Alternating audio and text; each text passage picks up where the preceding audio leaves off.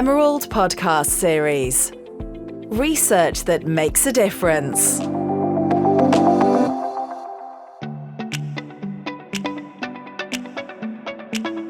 In this week's episode, we talk to Antonie Knoppers and Steffen Giessner about the challenges of leadership during COVID-19 and tools and techniques for leading with presence online.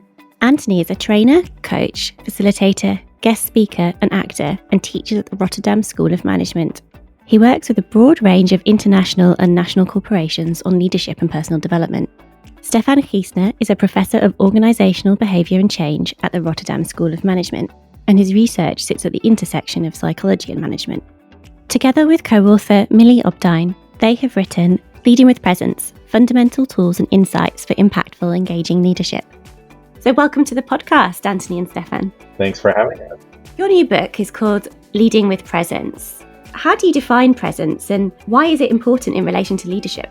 There's a couple of parts and why it's so important for leadership. One is we define it as being in the moment, really having less distractions in your head and really being with the people that you are with, whether you're giving a presentation or having a meeting. And then the other thing that defines for us presence is how to motivate, inspire, instill confidence, exude confidence, and instill trust with others. That for us is presence. And the way we also talk about it is you sort of notice it from people when they walk into the room. There's sort of an air to people who have a lot of presence without it being bombastic. They take up the right amount of space. They use their voice and their body language in such a way that it's in complete balance with what they verbally communicate. And they really connect with people. And that for us is really what presence is all about. It's interesting that the term presence, there's actually two research areas where it's actually been used as a real term. The one is on virtual realities. So that's about if you are in a virtual world, whether you really feel you're on this world, whether you also feel that other people are around there, whether you share that space, and whether you actually connect with these people. Yeah. So these are like has three layers in a way of presence.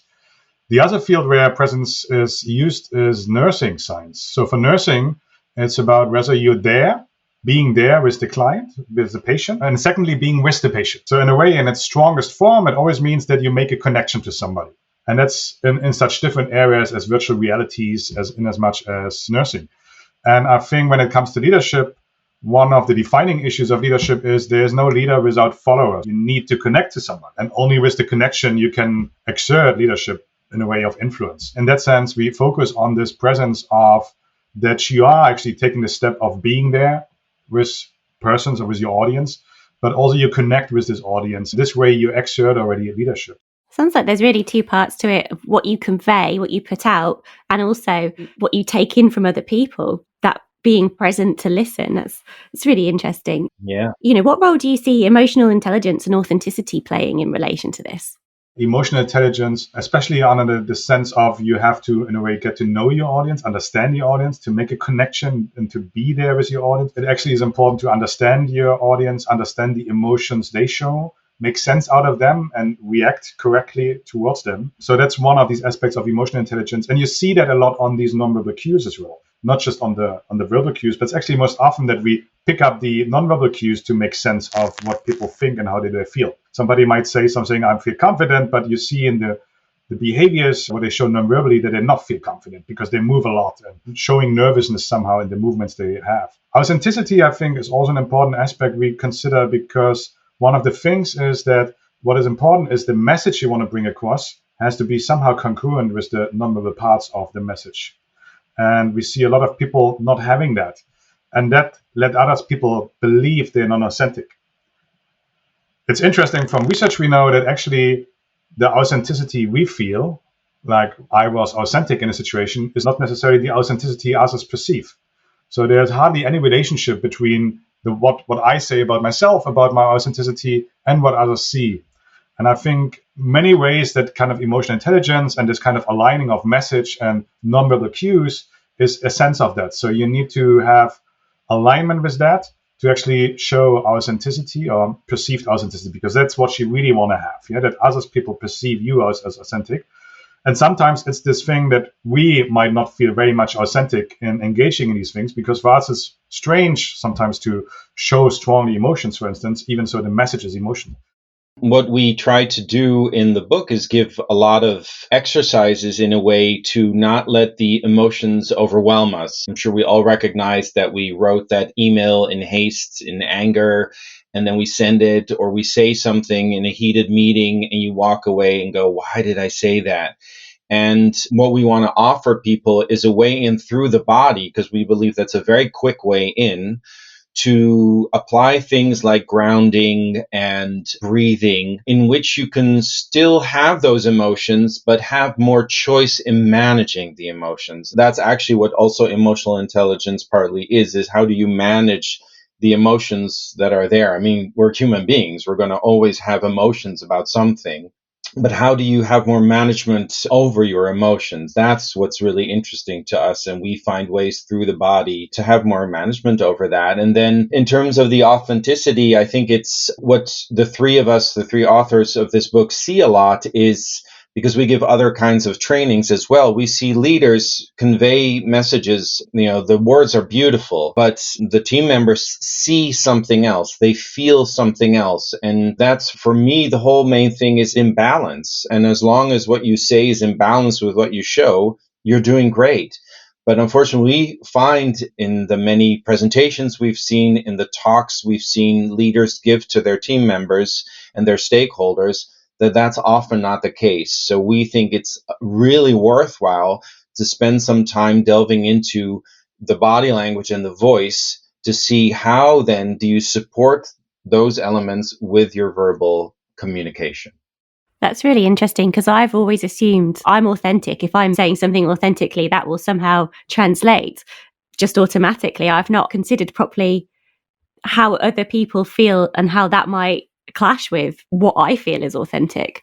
And I think also the role of emotions. I mean, emotions are information. They're how people make decisions. And I think you've always got to take that into account. So over the last year, with the pandemic, we've all moved to online communication. We're all talking virtually over Zoom. How can understanding and nonverbal communication help us in meetings and conversations that we're having over Zoom? How do we portray that authenticity? It's been a challenge for many, and the term Zoom fatigue is really out there now, and I think it's legitimate, because I find that now we're not traveling to the office anymore or visiting clients. First of all, people's days are just completely packed with meeting after meeting after meeting. And then there's elements that are really not natural, as in we wouldn't have them if we were having face-to-face meetings. So for instance, you see yourself. And rarely do we look at ourselves and go, wow, do I look good today? That's one thing that makes, these Zoom and team meetings very unnatural. The other thing is we're staring at each other's faces. If you're sitting in, conference room, you might turn away a little, you might, look somewhere else, you might be thinking. And we find that in these Zoom meetings, there's these very concentrated faces looking at each other, which can be very intimidating. So what we've tried to do is devote a big part in one chapter of our book on how to make your online meetings more engaging, and things like having better posture, having more alignment, doing more grounding, doing deeper breathing, but also using all the vocal elements that you have at your disposal, because especially a lot of people don't have their cameras on. So then it's all the voice and, of course, the verbal elements. So instead of sort of droning on monotonously, support your presentation and your communication with all the tools that are available with your voice. Things like changing the register of your voice, varying the tempo of your voice, the volume, using emphasis. Those are all easy ways in to make your voice really much more engaging, and therefore have a bit less of that Zoom fatigue. It's better to have the pandemic now than like 10 years ago. I mean, the technique we have nowadays, that we have these Zoom and Teams and forum platforms to see each other, to actually have nice conversations with each other, helps a lot already. Our screens are better, our webcams are better. So that's a good thing. I think one of the things I experience a lot is, like, we just talked about what presence is. One of the difficulty we ourselves have in these conversations is that we are present. It's for us harder. So if I sit in front of a screen and talk with the other people. It gives me a different feeling because it's not face to face. It's not the correct saying because I can see the face to face. It's not like I'm not there in person, but not being there in person makes it harder to have this connection. What I said, that is like presence is like being there and being with. So the first step would be that I bring myself to be there and be with. So we much more easily get distracted because we might have emails, we can go on the internet. All of these things become much more easier now. So most often it starts with us that we are not there. And then it's hard actually to make the connection because you only have the small pictures of the other ones seeing. We still want to rely on the nonverbal cues, so we probably listen a bit more to the voice there, but we still want to see a bit more. And it's hard sometimes to see the face correctly, or you have to make a choice whether you want to have a big face or see like everybody in that. So you have to make some choices that kind of restricts us and is not like the normal way we normally have it in a person-to-person contact. But it's not too bad what we have technically available. But still, I think it starts a bit like with ourselves on bringing ourselves in that context of being there and being with. And if everybody just does that, it's already a much more richer conversation. And all of these cues will come back because we will be there and connect with each other and bring on the right emotions and not read an email and kind of be distracted for a second. All of these things that just happen, you kind of see sometimes in the face that somebody just does something different now and it's not paying attention. And that's a problem. So if everybody just engages in that, being there and being with, then it's already a much better conversation we can have. And that ties into what we say about leadership. You, as a leader, are always watched. Leaders need to realize that even when, you're back at the office and you're getting a cup of coffee, the stakeholders and the employees are always gauging the mood of a leader, always, subconsciously or consciously, and the way a leader sits, the way their eye contact is. All those things really influence the employees. So also in these video conferencing sessions, I think as a leader, you can take the example and really try not to multitask, which is very tempting. I mean, all those, sounds and the email notifications. So one thing I do when I give online workshops is, my phone is on silent. I can't see it. All my notifications are off because obviously when I'm teaching, I really want to be present, but I also have to set the example. I think that's important to realize as a leader. You can set the example and really try to have others also not multitask because it is tempting. I find it tempting too. It's 4:00. You've had 6 or 7 meetings. The meeting may not be as engaging and you start to, look on LinkedIn or read your emails, etc. It's normal. I get it. But that would never happen in a person meeting. You would notice right away if someone's on their phone and it would be considered a little rude. I sometimes struggle with that. Like by the time I get to the end of the day, my brain feels like fudge and I'm basically just saying word salad. Keeping myself in the meeting, in the room, and not just checking stuff online is quite tricky. Are there any other specific tips or tricks that you can suggest to listeners using these platforms? One of these things, what we recommend is like that you sit in a position that makes you also active, not like slumping in your chair, but maybe sitting more active, upright on your chair. That kind of gives you also a bit more energy. A couple of my colleagues, you see them standing in their office, even some have these platforms to walk on, just to get like this physical part, which you normally have maybe in other contexts where you also stand and walk a little bit when you talk with other persons. Yeah. So in that sense, having some more taking care of your physical activity level and sitting in a good position should also help you not to be tired and be more active, engaged in the conversation.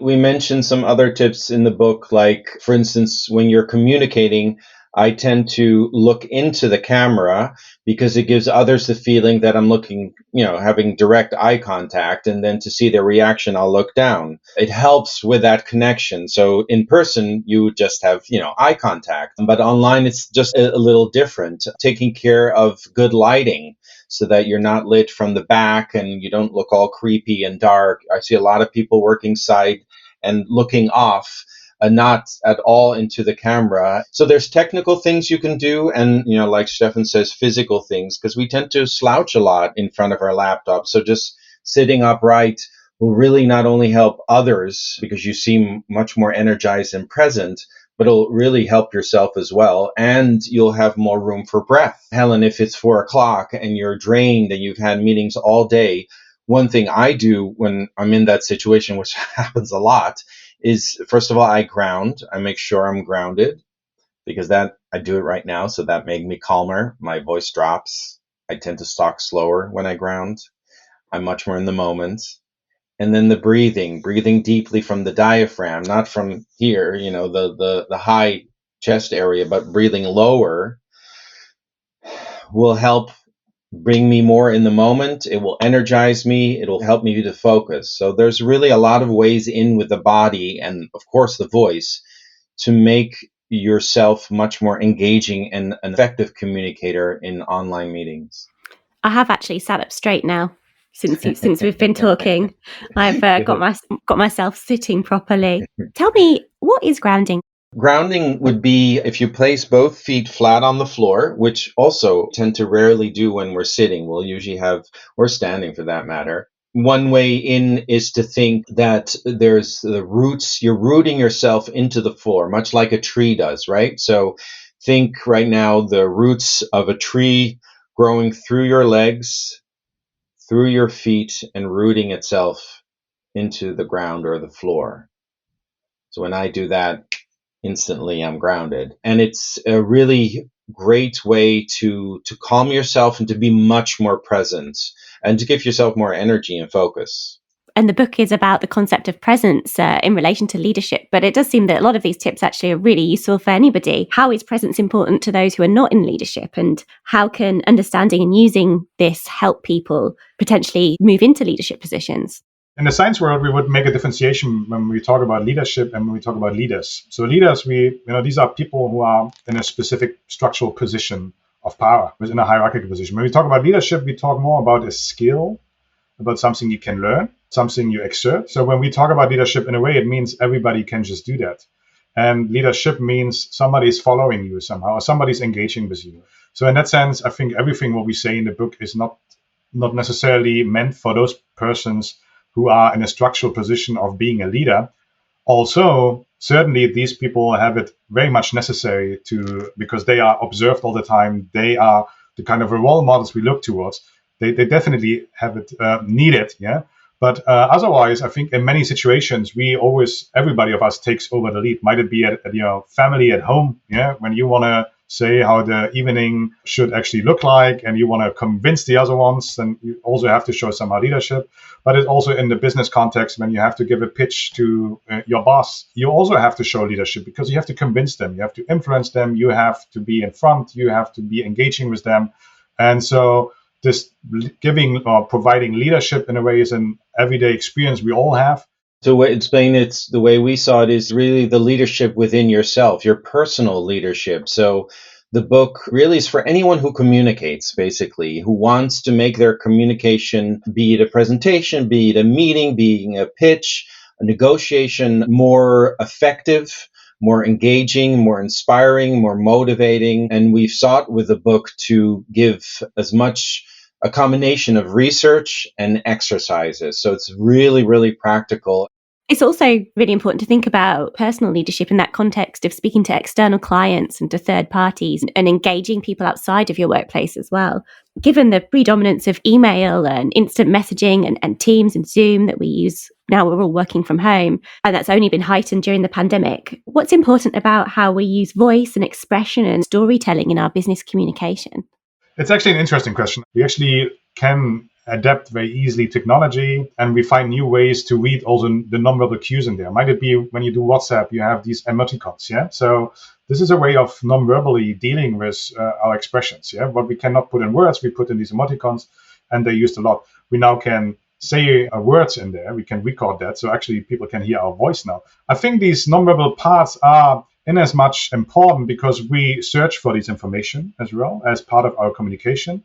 They're in as much important now on these online environments as they are in a personal environment. There might be just that some of these things become more important. Like you could imagine that the voice has a strong impact now than maybe the posture we see, because we don't see the full body. But in a way, the posture, if you sit now active, you probably also have just a better voice, a clearer voice, or more energizing voice. So it's not to say that the rest of posture doesn't play a role. It's just like how it arrives to the receiver. It might be more now through the voice than through the other aspects.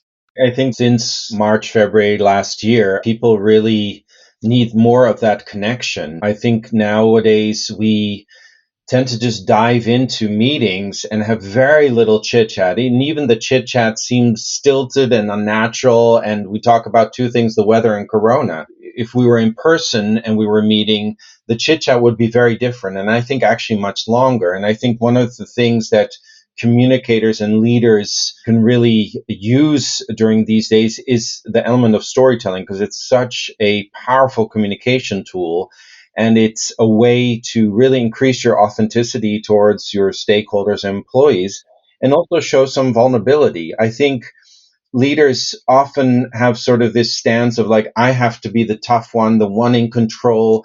And yeah, often that's the case. But I think those moments where the leader goes, you know what, I struggle with this too. I'm having a difficult time with this as well. And use a story to illustrate that. It can do so much with the connection with your team, because then your team members see, oh, you also struggle with this. Oh, okay. And it sort of makes it more alright for the others. And I'm not saying as a leader you should do this when you just start leading your team. That's a moment I wouldn't do that. But if you've been a leader of a team for a while, or you're communicating something with your stakeholders, using a personal story where you struggled or had a challenge, like we all do, since February last year, I think really can help that connection and help get your message across in a really powerful and effective way. That's true. I can think of people doing that across the last year, and it has actually changed me as a listener, how I'm feeling and how I'm receiving that information. It's very true. And I think also something else I've been using a lot is GIFs and memes. I use that one from Community a lot, where he comes in with the pizzas and everything's on fire. It's shorthand that everybody understands. Yeah. And it's probably still going to be quite a while before we can meet in person and have mass gatherings, have conferences. If business leaders can't talk to their staff members directly in person, how can they help maintain that good communication and purposeful leadership through technology? One of the things I observed over the last months, that lots of people, including myself, in managerial positions, we kind of complain and at the same time being proud of having more meetings. So the kind of message comes always, oh, I have so many meetings now, but it's kind of this complaining about, but at the same time kind of giving the message we're proud of, because now we compensate somehow for these kind of communication. I think the point is we underestimate is actually that we actually do not compensate for the communication. Because all of this type of informal communication would normally have in your office, where people just observe you, where just you share coffee. All of these things are not there. And there's so much, this informal type of communication we have, that even if we now do more official type of communication, and that's why a lot of people miss that. They miss that context in the office for these reasons. So I think one of the advices is to use as much as possible technology also in different ways of interactions with their teams, not just have a normal Zoom meeting, but also try to have some more type of social meetings. And there are now a lot of companies becoming interesting and offering different types of services online that feels a bit more like the normal interactions and so on. But leaders should be also aware, but probably we never really can fully compensate all the information we give in a communication compared to a in-person context. So, but I would motivate everybody just to use as many different, and try out maybe as many different software which is available there to get in a communication, and especially also in social communication with their teams or some of their team members. There's a real opportunity to connect outside of the sort of scheduled meetings. I mean, we're all working from home. Helen and Steffen can see my background, and I can see Steffen's, and that's unique. I've noticed throughout the year, some people use virtual backgrounds, and we advise to do that if your background is very messy. But otherwise, I'm like, well, why not? Why not have a peek into this is who I am, And I think to use more of this ways of connecting, but really scheduling the sort of what we call water cooler moments, right? These natural moments where you're in a hallway, you come across someone at the office and you have that little impromptu chat. It doesn't exist anymore. So unfortunately, now we have to sort of make these hour, or however long meetings where we don't talk about work and we just really check in with each other. So I think that's important for leaders to do. I know companies who have town halls. I know companies who sort of set Friday as a no appointment day. And I think that's really helpful too, because we're inundated, I think, with appointments now. For leaders to find those times to connect with their team, you can get as personal as the people want. but just to connect with each other in a different way than the agenda of the day and the to-dos and all those other things. Across the last year, we've all witnessed both political leaders and senior medical figures around the world communicating this kind of complex scientific information and these widespread changes to our everyday lives, communicating the process of lockdown and the rules around lockdowns. And we see that on TV, on mass media platforms. What role have you seen nonverbal communication play in the way these announcements are made? In the moment, there is an interest in this information. So what's the new information we get?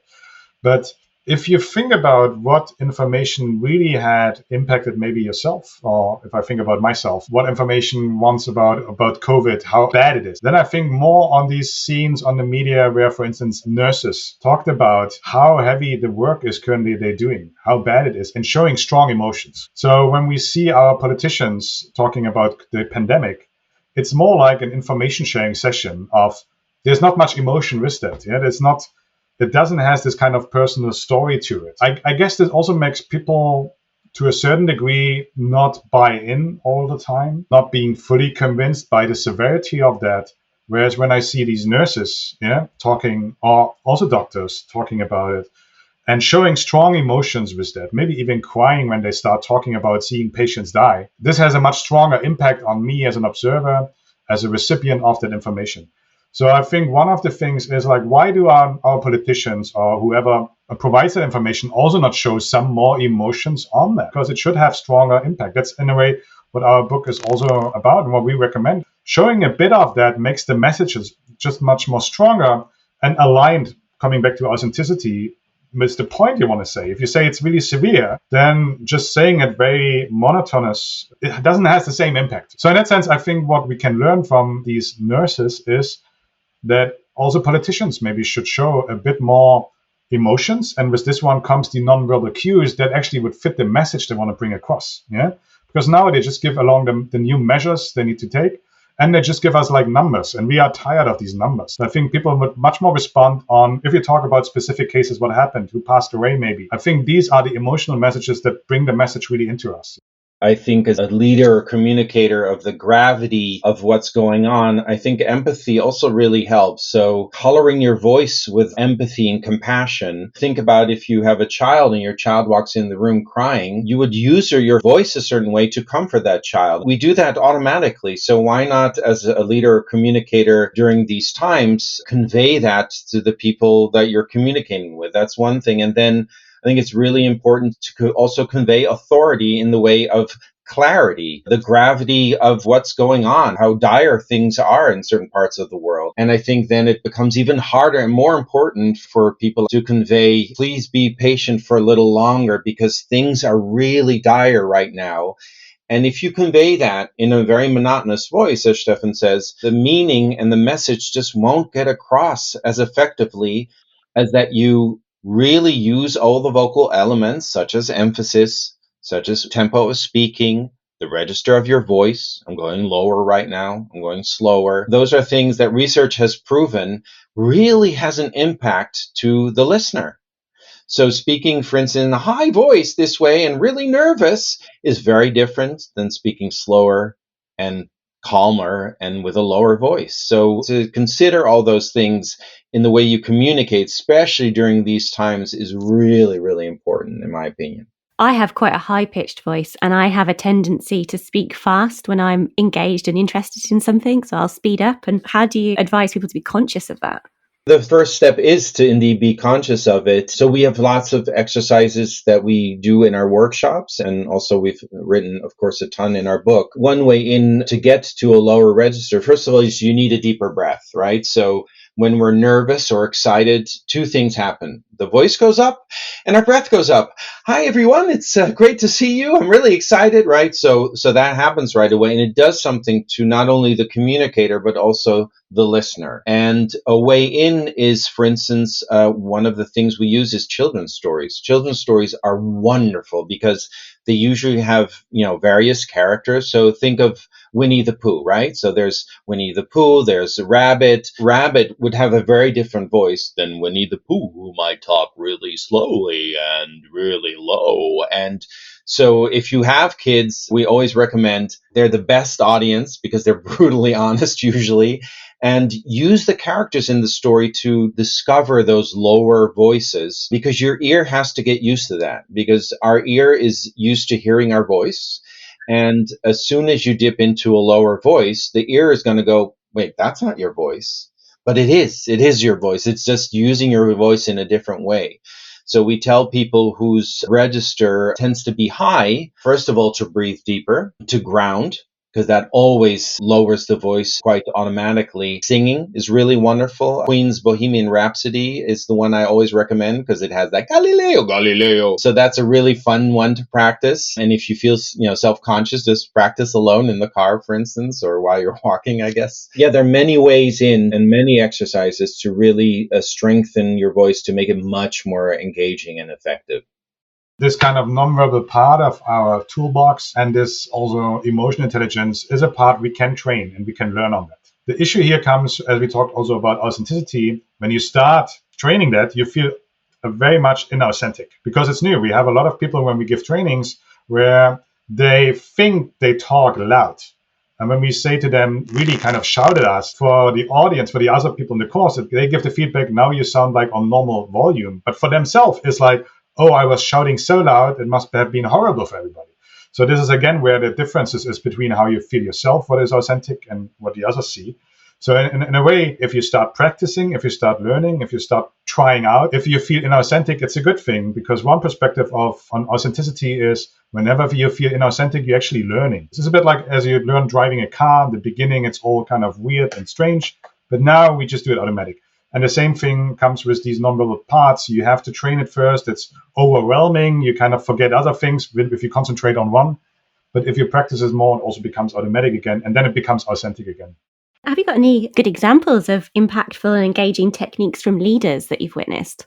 I think Obama, especially his DNC speech in August last year, I think was absolutely brilliant. And what I think he's so effective in communicating is his pauses, but he stays in eye contact. That's really important during a pause because we say that the message lingers on in the silence, right? So he'll say something and he'll pause, and that gives the listener and the viewer time to absorb the information, but it also adds some gravitas to the information.